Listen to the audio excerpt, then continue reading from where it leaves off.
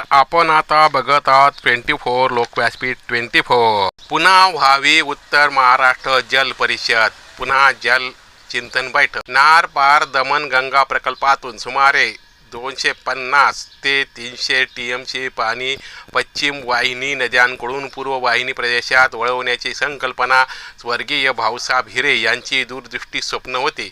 दुर्दैव आणि सक्षम एकजुटीच्या नेतृत्वाअभावामुळे हा महत्त्वाकांक्षी प्रकल्प आजवर पूर्णत्वास जाऊ शकला नाही. खानदेशाला न्याय द्यायचा असेल तर हे पाणी पांझरा, बोरी, गिरणा, गोदावरी आणि मोसम या नद्यांशी जोडण्याचा ठोस प्रयत्न झाला पाहिजे.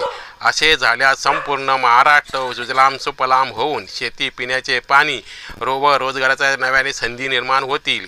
या ध्येयपूर्तीसाठी पुन्हा नव्याने एकत्र येऊन संघटितपणे कार्य करणे काळाची गरज आहे. सगळ्यांनी आलेच पाहिजे. लवकरच या विषयावर मान्यवरांच्या ऑनलाईन मुलाखतीचे सत्र सुरू करण्यात येईल. सहभागी होऊन इच्छिणाऱ्या अभ्यासकांनी, समाजहितैषींनी आपले मते व सहभाग नोंदवावा. त्यानंतर नाशिक येथे प्रत्यक्षात बैठकीचे आयोजन केले जाईल. तसेच ज्या ज्या भागात प्रकल्प क्षेत्र तेथील लाभार्थी सहभागी होतील, सहभागी करून जनसहभागाचे आयोजन संभाव्य दृष्टी आहे. या प्रकल्पातून 100 ते 150 टीएमसी पाणी उत्तर महाराष्ट्राला प्राप्त होऊ शकते. ही आपली सामूहिक मागणी अधिक प्रभावीपणे शासनाकडे मांडावी लागेल, तरच आपले कार्य होईल.